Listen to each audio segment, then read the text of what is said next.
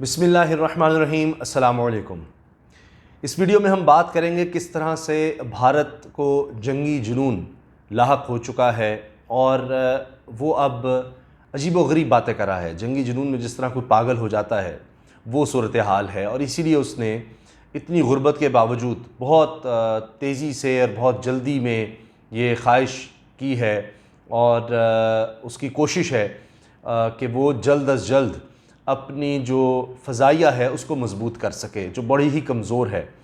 और अभी पाकिस्तान के ख़िलाफ़ हाल ही में जिस तरह उसको शिकस्त हुई, उसके बाद वो और ज़्यादा बुखलाया हुआ है और $2.5 अरब के नए जहाज़ ख़रीदने जा रहा है। इस बारे में हम बात करेंगे और ये जंगी जुनून क्यों है कि वो समझ रहा है कि ये असलहा ही ख़रीद कर वो कोई चीन का या पाकिस्तान का जवाब दे सकता है और तब तक वो क्या करेगा, क्योंकि फ़ौरी तौर पर ये अचानक तो जहाज़ नहीं आ जाएंगे। लेकिन फिर भी राजनाथ सिंह जो रशिया गए थे, रूस, उनके दौरे का मकसद यही था, वज़ीर दिफ़ा हैं भारत के, उनका मकसद यही था वह जाने का कि जितनी जल्दी हो सके हमें ये जहाज़ मिल सके। इस बारे में हम बात करेंगे। इसके अलावा DGISPR ने बड़ी ज़बरदस्त एक स्ट्रेटजी के तहत फ़ौरन जवाब दिया है। भारत में जो पाकिस्तान के ख़िलाफ़ प्रोपेगेंडा हो रहा था, जो झूठ बोला जा रहा था, उसको उन्होंने बेनकाब किया है। इस पर भी हमने बात करनी है। इसके अलावा एक और अहम मामला ये है कि अब भारत घिर चुका है और उसको समझ नहीं आ रही वो करे तो करे क्या। इस बारे में बहुत कुछ कहा जा रहा है कि किस तरह भारत घिर चुका है और उसके पास अब कोई रास्ता नहीं है। या तो वो जिस तरह पहले शिकस्त तस्लीम कर चुका है अब वो शिकस्त तस्लीम करके बैठ जाए, या फिर जंग का रास्ता करे जिसमें उसको बहुत ज़्यादा मार पड़ेगी। इन तमाम पहलुओं पर हम बात करेंगे और साथ ही कि भारत को एक बहुत बड़ी शिकस्त हुई है कौमी लेवल पर और इंटरनेशनल लेवल पर। सलामती कौंसिल में पाकिस्तान की एक करारदाद मंजूर हो गई है दहशतगर्दी के ख़िलाफ़ और भारत इसको रोकने की कोशिशों में था, लॉबिंग कर रहा था। साथ ही अमेरिका की तरफ से एक बहुत ही बड़ा धचका लग गया है भारत को। इन सब पर हम बात करते हैं। तो पहले मैं अर्ज़ कर दूं कि जो ताज़ा ख़बर ये है कि भारत ने 33 जहाज़ ख़रीदने का कह दिया है और अब 33 रशियन मेड ये जेट्स हैं जी, और 59 इसके अलावा दीगर जहाज़ हैं, जंगी तैयारे जो अपग्रेड होने हैं। और ये $2.4 अरब की ये डील है जिसकी हुकूमत ने, भारतीय हुकूमत ने मंजूरी दे दी है। 21 MiG-29 तैयारे हैं और इसके अलावा दर्जन तैयारे हैं जी, Su-30 जेट्स हैं और ये तकरीबन $2.5 अरब की ये डील है। अच्छा, 59 MiG-29 तैयारों को अपग्रेड भी किया जाएगा। अब अभी भी ज़्यादातर जो असलहा है भारत के पास वो रशिया का असलहा है, उसको उसने जदीद करने की कोशिश करनी है और वो कर रहा है। और अब पिछली एक दिहाई में वो अमेरिका से भी असलहा काफ़ी ज़्यादा ख़रीद रहा है, दुनिया का सबसे बड़ा इम्पोर्टर बन चुका है असलहे का। और इतनी गुर्बत के बावजूद वो भी अपना बजट दुगना करना चाहता है, दिफाई बजट। अब एक तरफ तो यह है क्योंकि उनको ये लगता है कि असलहे की दौड़ में जितना आगे जाएंगे, जितना असलहा ख़रीदते जाएंगे उतने मजबूत हो जाएंगे, लेकिन उसके बावजूद उसको शिकस्त होती है क्योंकि सिर्फ असलहे से जंगें नहीं जीती जाती। उसके लिए जज्बा, एक अमली कौम का साथ होना है बहुत ज़रूरी होता है। बहरहाल अब ये कहा यह जा रहा है कि रूस से कहा गया है कि जितनी जल्दी हो सके हमें ये तैयारे दे दें, जितनी जल्दी हो सके। और अब 28 इस वक्त स्क्वाड्रन कहा जा रहा है भारत के पास हैं, जबकि 42 वो कहते हैं जी हमने कम से कम रखने हैं स्क्वाड्रन। एक स्क्वाड्रन में 18 जहाज़ होते हैं। और अब ये 21 MiG-29 हैं, ये सेकंड हैंड प्लेन्स हैं, ये भी सेकंड हैंड हैं और इनको रशिया अपग्रेड करेगा।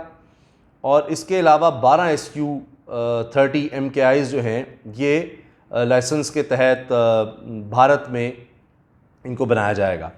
अब क्या भारत जब तक ये जहाज़ आ नहीं जाते, इनकी तैयारी नहीं हो जाती, इतनी बड़ी तादाद में तैयार है, इतना पैसा खर्च कर रहा है, तब तक भारत कुछ नहीं कर सकता और कुछ नहीं करेगा? ये एक बहुत बड़ा सवाल है।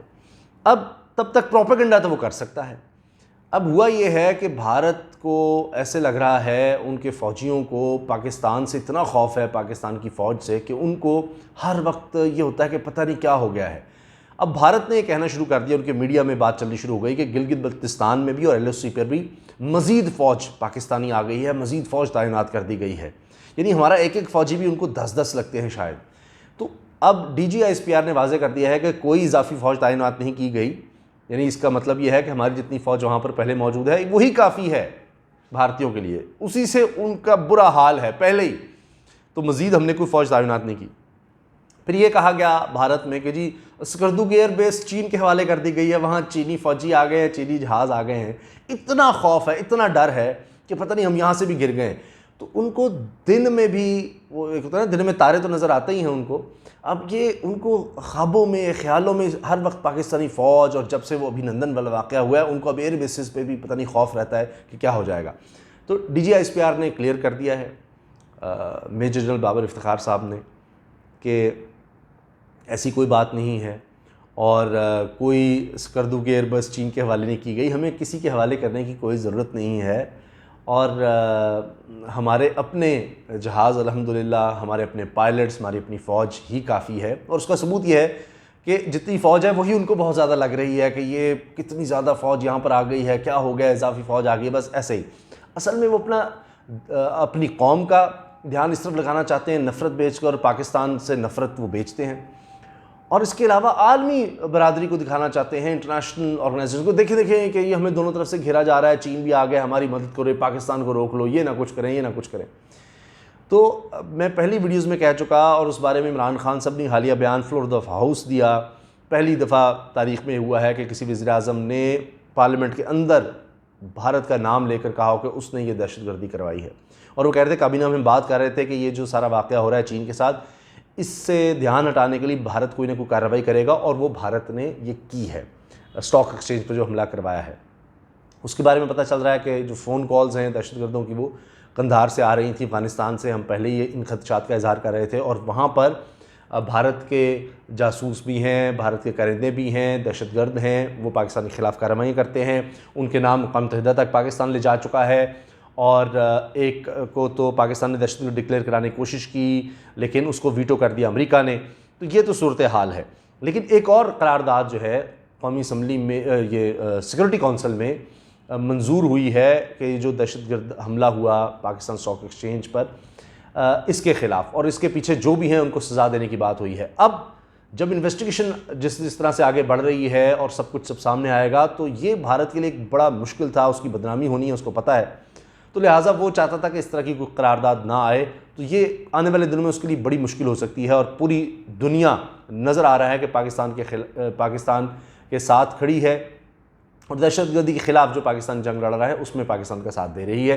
तो इसकी बड़ी अहमियत है। ये जो स्टेटमेंट आई है सलामती कौंसिल की तरफ से अक़वाम मुत्तहिदा की, तो यहाँ भी भारत को शिकस्त का सामना करना पड़ा है।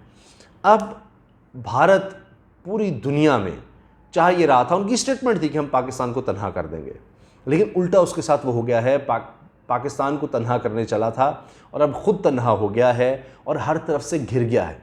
जी हाँ, मैं आपको अभी सारी तफसील बताने वाला हूँ कि किस तरह भारत हर तरफ से घिर चुका है, घेरे में आ चुका है, और जो उसने गढ़ा खोदा था या खोदना चाहा था पाकिस्तान के लिए, उसमें वो खुद गिर गया है। और वो सारी चाल जो वो बुन रहा था कई सालों से, जब से मोदी सरकार आई थी, कि किस तरह मैंने ये सारा इलाका, इस पर कब्ज़ा करना है, वो चाल उल्टी पड़ गई। हुआ ये था कि भारत ने एक प्लान बनाया था और वो उस पर अमल करता चला जा रहा था। पहले ही ये बात सब पर वाज़ेह है, ये इंटरनेशनल ऑर्गेनाइजेशंस लिख रही हैं कि भारत की कॉलोनियाँ बन चुके थे ममालिक, श्रीलंका, बांग्लादेश, मालदीव, भूटान। ये ख़ुद कहा जा रहा है कि भारत की कॉलोनियाँ थे, और इंटरनेशनल ऑर्गेनाइजेशंस इस वाले से लिख रही हैं। लेकिन कभी भारत सोच भी नहीं सकता था कि सब ममालिक उसके ख़िलाफ़ हो जाएंगे, और ये अब हो चुका है। चीन ने यहाँ पर बड़ी इन्वेस्टमेंट की और आहिस्ता इन ममालिक को अपने साथ मिलाया। अब ये भारत खुद कह रहा है कि जी ये हमारे आगे बोल नहीं सकते थे, ये तो हमारी कॉलोनियाँ थे, कि बिल्कुल इन पर हमारा इतना ज़्यादा असर और रसूख था और कोई हमारे आगे बोल नहीं सकता था।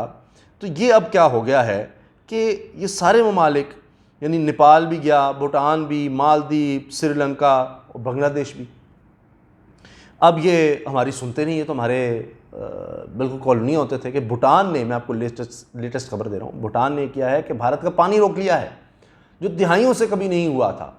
तो भूटान के अंदर इतनी जुर्रत कैसे आ गई कि पहले तो एक सड़क बना रहा था 1 बेल्ट 1 रोड के तहत चीन और भूटान तक वो ले जा रहा था, उस सड़क को रुकवा दिया भूटान पर दबाव डाल के, चूँकि उसको कॉलोनी समझता था भारत, तो वो ना हो सका। और अब ये हाल है कि भूटान ने पानी रोक दिया भारत का, ये हाल हो गया है। तो ये सब भारत का अपना किया धरा है। अब भारत की स्कीम ये थी उनकी इस्टेब्लिशमेंट की कि हमने कब्ज़े करने हैं, तो कॉलोनियाँ बन गई हैं कल, तो इनको तो ज़रूरत ही नहीं उस तरह कब्ज़ा करने की।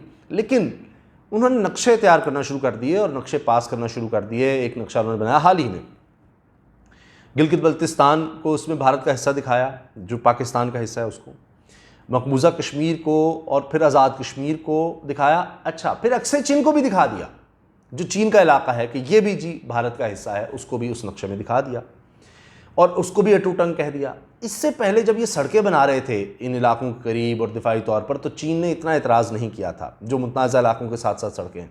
उसके बाद भारत ने किया ये कि इन्हीं सड़कों से 7 सड़कें निकाल के एक्सेचिन तक सड़क जा रही है, कराकरम हाईवे की तरफ सड़क जा रही है, वहाँ तक बना दी। कहा जी हमें दिफाई ज़रूरियात हैं।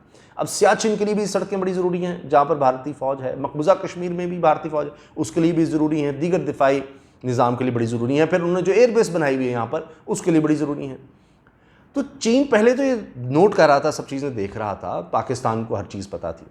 लेकिन जब इन्होंने सब नक्शों में ये दिखाया गिलगित बल्तिस्तान जहाँ से सी पैक गुजर रहा है, ज़ाहिर बेल्ट एंड रोड इनिशिएटिव चीन का है, जो वो उसके फ्यूचर के लिए बड़ा अहम चीन समझता है, और फिर अक्सर चीन तक वो सड़क दिखा रहे हैं कि उसके बिल्कुल करीब तक पहुँच गई। तो चीन ने कहा ये तो नक्शे भी बना लिया, टूटंग भी अपना कह दिया। अमित शाह उनके वज़ीर हैं, वो कह रहे हैं कि हाँ जी हमने अक्सर चीन भी लेना है, बाकी इलाकों पर भी हमने कब्जा करना है। तो चीन ने कहा ये तो अब बात बड़ी वाज़ेह हो गई है।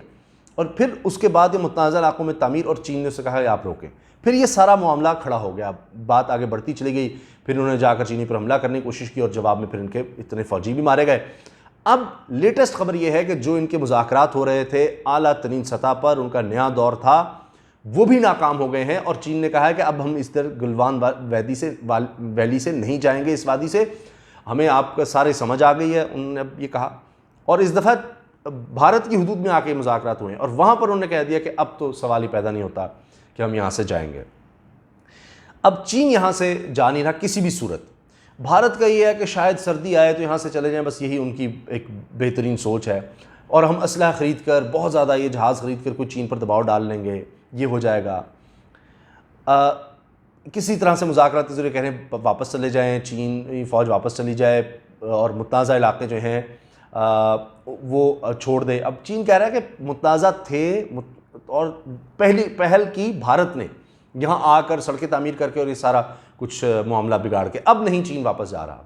अब भारत के अंदर ये सोचा कि जी लड़ाई ही ऑप्शन है, लड़ेंगे तो मार पड़ेगी, वरना ये इलाके जो चीन के पास चले गए अब चुप करके इसको मान लें।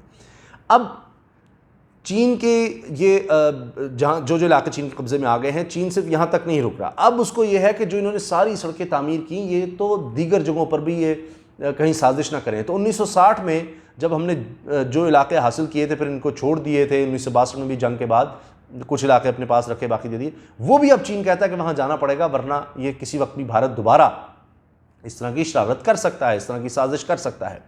अब ये चीन जहाँ तक आ गया है, इससे थोड़ा सा आगे और अगर आता है, क्योंकि वो भी चीन समझता है कि मुतनाज़ा इलाके हैं और हमारी वादी है, गलवान सारी हमारी वादी है, यहाँ से निकलो, यहाँ तक अभी तुम बैठे हो, ये खाली करो जगह। तो अब भारत से पीछे तो हटाया लेकिन मुकम्मल खाली नहीं किया, तो खदशात मौजूद हैं। तो अगर भारत ये खाली नहीं करता या यहाँ से नहीं जाता और फिर जंग करने की कोशिश करता है तो फिर और मार पड़ेगी और फिर चीन सारे इलाके पर कब्जा कर लेगा। अगर नहीं भी करता, दूसरी ऑप्शन ये है कि अच्छा, जो ज़्यादा इम्कान ये है कि चलो जी हमने बैन शैन लगा दी इनकी ऐप्स पर, जिस पर बड़ा सख्त रद्द-ए-अमल है चीन का, और कह रहा है, चीन का बयान आया है उनकी कॉमर्स मिनिस्ट्री का कि हमें उम्मीद है कि जल्द इस पर भारत दोबारा देखेगा, क्योंकि अभी तक हमने इसका जवाब नहीं दिया, कोई पाबंदियाँ उस तरह की नहीं लगाई हमने। इसका मतलब यह है कि अब चीन बाकायदा वाज़ेह तौर पर ख़बरदार कर रहा है कि अगर इस पर जल्द पाबंदियाँ न उठाई गई इनकी ऐप्स पर, तो फिर चीन इसका जवाब इसी तरह से देगा, तो फिर भारत को और ज़्यादा नुकसान होगा माशी तौर पर। तो बहरहाल अगर तो भारत यहीं तक रुक गया कि अच्छा अब जहाँ तक आ गया चीन, हम क्या कर सकते हैं, छोड़ दो, तो उसका सारा जो वो सड़कें थी, खरबों रुपया लगा के उसने जो बनाई थी, वो सब बेकार जाएंगी, क्योंकि वो सब गैर महफूज हो गई। सियाचिन गैर महफूज हो गया उनका, मकबूजा कश्मीर में सप्लाई गैर महफूज हो गई, सारा प्लान धरागत जो उनका कब्ज़े का, दीगर जगहों पर प्लान था, वो भी धरा रह गया और अपनी जो दिफाई लाइन है वो भी उनके लिए कमज़ोर हो गई है, बहुत ज़्यादा कमज़ोर हो गई है। चीन ने क्या किया? चीन ने CPEC को, कराकोरम हाईवे को, उनका बेल्ट एंड रोड इनिशिएटिव उसको, तिब्बत को, अक्साई चीन को, जो उनका इलाका था उसको भी महफूज बना लिया। अब यही नहीं, चीन के एक और मकसद भी था जो उसने इससे हासिल कर लिया, वो ये कि जो समुद्री हदूद में वो जापान, ऑस्ट्रेलिया, भारत, अमेरिका मिलकर जो उसको टफ टाइम देना चाह रहे थे, उस पर भी चीन ने एक वाज़ेह पैगाम दे दिया है कि भाई ये हम देख रहे थे और यहाँ तुमने जो अमेरिका का पिट्ठू बनकर और यहाँ बदमाशी दिखाने की कोशिश की है तो हमने उसका भरपूर जवाब दिया है और हम छोड़ेंगे नहीं। ये वाज़ेह पैगाम अब चीन ने दे दिया है कि तुम जो मर्ज़ी कर लो, हम पीछे नहीं हटेंगे। तो लिहाजा अब हुआ ये है कि मालदीव ख़िलाफ़ हो चुका है भारत के, और वो अपनी पोस्ट जो है, बॉर्डर की पोस्ट वो बढ़ा रहा है और आंखें दिखा रहा है अब भारत को, जो कभी उसकी कॉलोनी हुआ करता था। यहाँ तक करना पड़ा है कि मालदीव के सरबराह के ख़िलाफ़ भारत को साजिशें करनी पड़ी उसको हटाने के लिए, और उनका भी बयान भी सामने आ गया है। भूटान का मैंने अर्ज़ कर दिया, श्रीलंका का मैंने अर्ज़ कर दिया। श्रीलंका की बंदरगाह जो है अब वो चीन के पास है और लीज़ पर है काफ़ी अरसे के लिए, तो वो भी उसके लिए बड़ा टफ टाइम है। वहाँ से बहुत ज़्यादा तिजारत भारत के साथ होती थी, तो वहाँ समंदर में भी उसकी प्रेजेंस बहुत ज़्यादा हो चुकी है। और दूसरी तरफ जो सबसे ज़्यादा खौफ भारत को खाया जा रहा है वो है पाकिस्तानी फ़ौज का, कि जनाब ये क्या हो गया कि पाकिस्तानी फ़ौज एक तरफ खड़ी, मकबूजा कश्मीर में हमें जुल्म व सितम और ज़्यादा बढ़ाना पड़ रहा है और उल्टा हम ही तन्हाई का शिकार हो गए। इधर पाकिस्तान है, वो पहली बड़ी ट्रेंड फ़ौज है, हमें हर दफ़ा मार चुकी है, अब चीन भी आ गया है, भूटान भी गया, मालदीव भी गया, श्रीलंका भी, बांग्लादेश, वो सब हमें आंखें दिखा रहे हैं। तो भारत हर तरफ से घिर गया है और मदद वो कहाँ से देख रहा है? वो समंदरों में, अमेरिका, जापान, ऑस्ट्रेलिया की तरफ से, लेकिन यहाँ वो हर तरफ से घिर चुका है और समंदरों में भी उसके लिए इतना आसान नहीं होगा, जिस तरह मैंने अर्ज़ किया कि वहाँ भी चीन अपनी प्रेजेंस को मजबूत बना रहा है। तो देखिए आने वाले दिनों में क्या होता है, इस वाले से मैं आपको अपडेट रखूँगा। अभी तक यही है कि भारत फ़िलहाल ये कर रहा है कि इंतज़ार कर रहा है कि सर्दियाँ आएँ और शायद उसकी वजह से चीनी फ़ौज वापस चली जाए।